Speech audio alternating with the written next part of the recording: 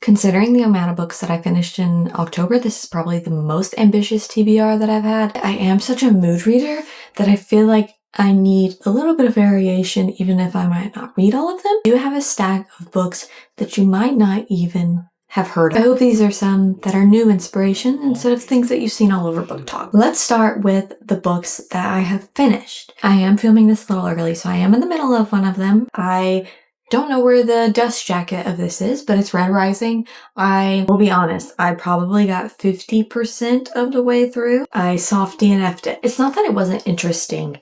I just have a really hard time reading sci-fi sometimes. I also have a hard time following male main POVs sometimes. I would rather have a female POV. If you do like sci-fi though, I do recommend picking it up. I know that I need to continue it because I've heard it's some of people's favorites. Not quite in the mood for it. I did finish The Scarlet Thread by Francine Rivers. Don't judge the book by its cover. One thing that Francine Rivers does really well is even if you aren't in the same life stage as the main character, you can get in the mindset of that main character. The main character is a mom and she's married when her husband decides, hey, we are moving. I've just decided to do that without discussing it with you. I've accepted this job. So we're picking the kids up out of school. I've already talked to a realtor in this location. We're going to go look at houses. Sierra, who is our woman main character, is like, you did this without discussing it with me. You are uprooting my life. I love it here.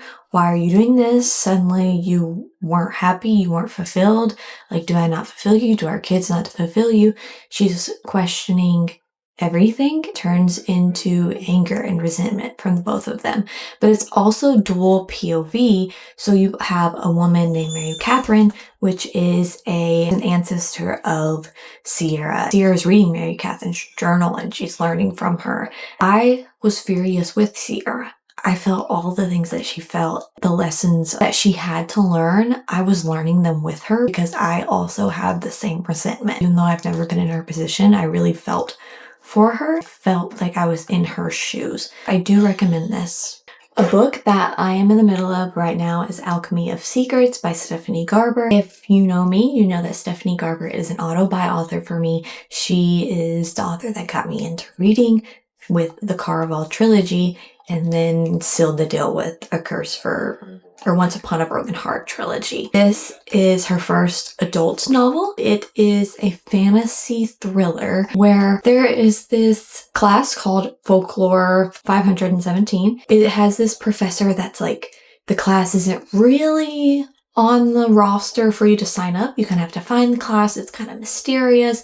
But then when you get the grade, it shows up on your transcript. There's a lot of myths and conspiracies that are talked about in this class. You're following different classes that pop up. Our main character is Holland, who has maybe some intertwining with one of these conspiracies. It may involve her family, and she's always loved these conspiracies because she's grown up in a conspiracy and a myth with a legend. She loves this like Alice in Wonderland enchantment vibe where she's like on quests trying to figure out these whimsical things. Whimsical things can be dangerous. Suddenly people are after her. There's a love interest. Stephanie Garber does love interests really well. I am about 50% through. I already know that I'm going to love the ending. I've heard that it ends on a cliffhanger a little bit as well because I think she's making it into a bit of a series, whether probably a trilogy, which she's most famous for. It gives the same vibes as the real Alice in Wonderland, like the real motion picture one with Johnny Depp. It gives that exact same vibe where it's like kind of kooky, kind of whimsical, but you're invested in it. You just kind of have to ride along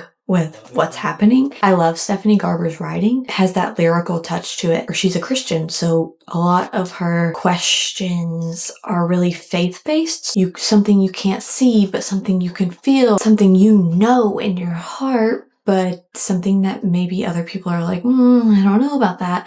She does that really well in a fantasy setting, especially in Holland's POV. You can really feel that inspired her. Now let's get into my 1, 2, 3, 4, 5, 6, 7, 8, 9, 10 book TBR for November. We're going to start off with one that you probably have heard of. It is If It Makes You Happy. It's set in Vermont, so the perfect setting for fall. The main FMC is actually charged with running this bed and breakfast in Vermont that her family had left to her, I believe, but she's not very friendly. She's kind of that rom-com vibe where it's like big town or big city moving to this little town. It's like a totally different vibe, a totally different atmosphere. Next to the bed and breakfast, I believe, is Cliff, which is the male main character. He's a single dad. I've heard it gives very Gilmore Girls vibes, which is why I'm mostly interested in it. I love Gilmore Girls. I watch it every fall. It's supposed to be like a little rom-com. It is chunky, but I've heard that there's a lot of character development. I'm interested. I'm excited. I have a lot of fall reads to do, and then there's even Christmas mixed in this because November is like that transition time. So I need to pick this one up sooner than later. The next one that I want to read is House of Marion by J.L. It has a blurb by Stephanie Garber, so that is one of the reasons why I was like, okay, I'm sold. Stephanie Garber likes it. Let's read it. But it has ball gowns, betrayal, magic, mystery, darkness, decadence. Those are just my kind of vibes in a book. It's a modern day romantic fantasy. I believe it's young adult because the main female character is 17. She and her mother have fled from city to city in order to hide the deadly magic that flows through Quelle's veins until someone discovers her dark secret. To hide from the assassin hunting her and to keep her mother out of harm's way, Quelle reluctantly inducts into the debutante society of magical social elites, which she never knew existed, called the Order. If she can pass their 3 rites of membership, mastering their proper form of magic, she'll be able to secretly bury her forbidden magic forever. If her dark magic is discovered, she will be killed. But becoming the perfect debutante is a lot harder than Quelle imagined, especially when there's more than tutoring happening with Jordan, her brooding mentor and assassin in training. When Quelle uncovers the deadly links that the Order will go to defend its wealth and power, she's forced to choose: embrace the dark magic she's been running from her entire life, or risk losing everything and everyone she's grown to love. Still, she fears the most formidable monster she'll have to face is the one inside. Sounds so fun. It's a modern day romantic fantasy, which is interesting because it has debutante things in it. It literally just sounds like a book that is me. Really excited to pick this one up. Next is A Winter's Promise. I have saw this at the library so many times and I checked it out multiple times, but I've never actually read it. It's like one of those mood reader things. And I saw it at the used bookstore the other day and I automatically picked it up. I'm like, let's just put it on the shelf so that it's readily available and I don't have to go to the library to grab it. Ophelia possesses 2 special gifts: a talent for seeing into the object's past and the ability to travel through mirrors. Her peaceful existence on Anima is interrupted when she is promised into marriage to the Taciturn Thorn, a member of a powerful clan from a cold and distant ark, a pawn in a dangerous game that will have far-reaching consequences for her entire world. Ophelia must navigate the lies and machinations? I don't know that word.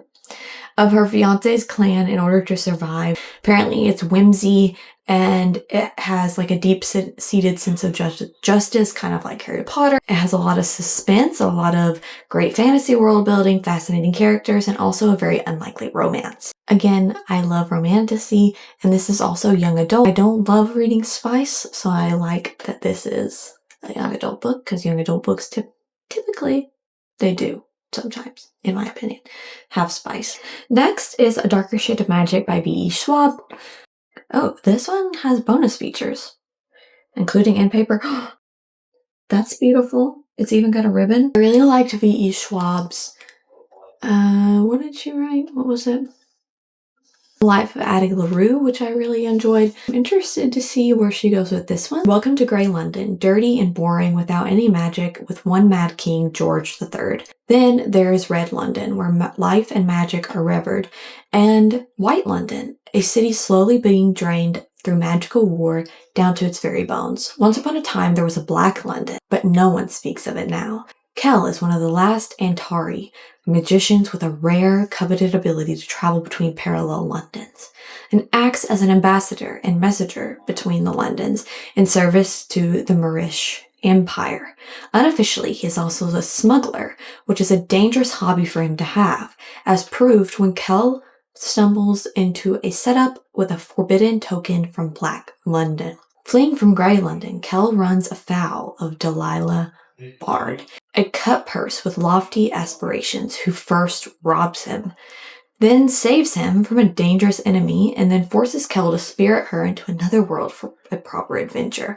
But perilous magic is afoot, and treachery lurks at every turn. To save all of the worlds, they'll first need to stay alive.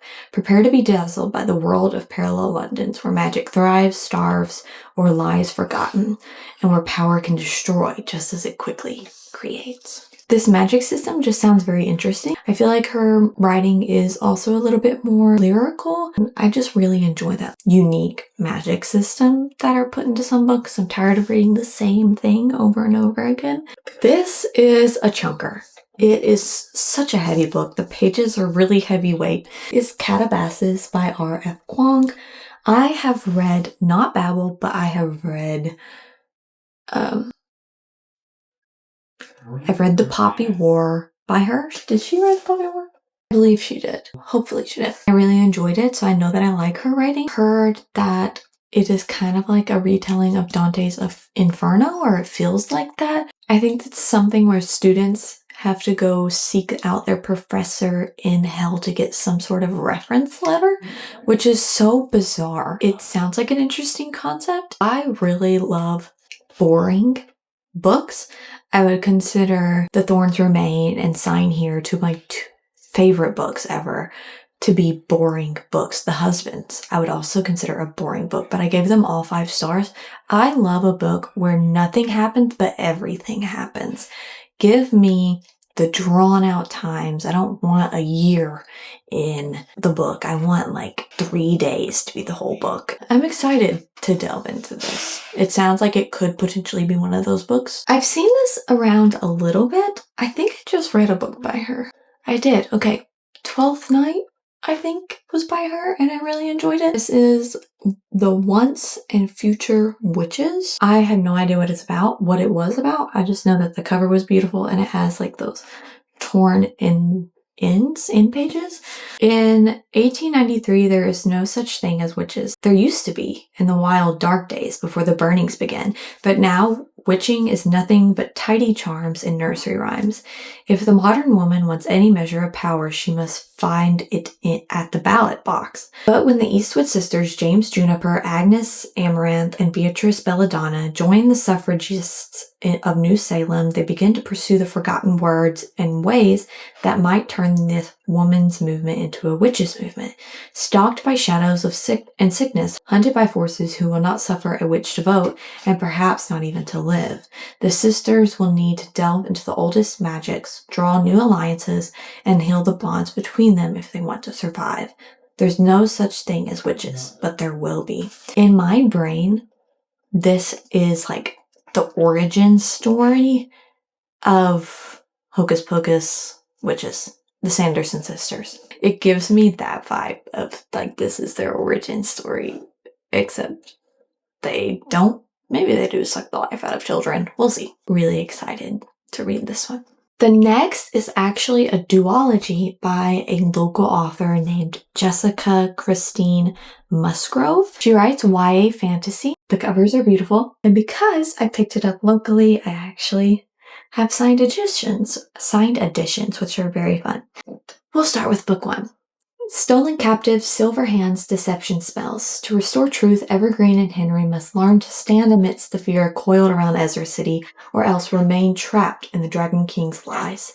When Henry, a sullen boy, wakes up in another realm with no memories, he is gripped by fear until a friendly foxglove offers to lead him to the light dwelling within the fruit of the silver tree. There he retrieves his memories, and with them heart-wrenching regret. Will Henry find hope as the Dragon King's prisoner? 10 years after the disappearance of her first grade classmates, Evergreen is haunted by the cold case, driven by the persistent echoes of a scream for help rattling her mind. She seeks evidence in the cavern where her friends vanished. In darkness, she's thrust into the enchanted world of wood-carving gnomes, invisible sprites, talking sparrows, and goblin spies hiding in the beguiling forest. Joy swells in her heart when she finds her classmates, until she learns the Dragon King's deceptive curse has given them false memories of a life never lived, and it is her task to restore the truth and lead lead them all in a battle for freedom. When Evergreen is interrogated by the Dragon King's bitter servant, his cold silver hands send shivers through her spine, but she soon realizes he may be the only one who can help her unravel the lies. Will Evergreen rise up and become the warrior she is called to be? If you've ever seen The Magicians on Netflix, there is an otherworldly vibe to it that this is like the YA version of that. I almost feel like a mix of The Magicians and a mix of Narnia. It seems like a cozy, whimsical ride, but also high stakes that I'm really intrigued by. And it's also YA. She's also a Christian author, so I know that there's not going to be any sort of spice in here at all. And I know that the story is also kind of rooted in a faith-based system that is not super clear to the eye, but I know that because it says, may this adventure fill you with hope found in Christ alone. Even though it might not be explicitly stated, I love the idea of intertwining fantasy with the belief system. I'm really excited to pick it up. I think it's gonna be fun. It's gonna be a fun ride. The last 3 are my Christmas transition books. So I have Kingdom of Sweets. It was a book of the month. It's like a retelling of the Nutcracker. The only Nutcracker, if I'm being completely honest, that I've seen is the Barbie one. I remember really liking it and watching it very often, so hopefully I'll like this. The cover is very beautiful. I've heard that some people say it's a little boring, but like I said, I love a good boring book. This one was a gift from a friend. It is a match made at Christmas and Nantucket love story. It's very short. It's literally just like a very small rom-com. So this might be a nice in-betweener book where I just need a little bit of a break. It's got big text and it's literally 160 pages, so I can read it in one day. If you need like a little bit of just a little icebreaker, this is possibly good. I don't love books where they don't have faces, but they have eyebrows. I don't like that, but I'm still going to read it, hopefully. And lastly is Spectacular. I got it last year, but I picked it up too late, and I was like, I'm not in the mood. It's not even Christmas anymore. I just need to read it to get back into the Caraval story. It's also very short, so I feel like I can finish it in one day, but it's beautiful. It has, I believe it's literally just about getting Legend the Perfect Gift. So gorgeous. It gives me snow globe vibes, where that Hallmark movie, the girl gets stuck in the snow globe. I know that Stephanie Garber writes beautiful atmospheres, so I'm excited to read this closer towards the end of November to get into that Christmas mood with this book. I just know it's going to do that for me. I believe that's everything on my list. Tell me what you read in October, what your thoughts were. Should I pick anything up? And if you're still here, comment the pumpkin emoji. I will see you the next time I see you. Bye. Ophelia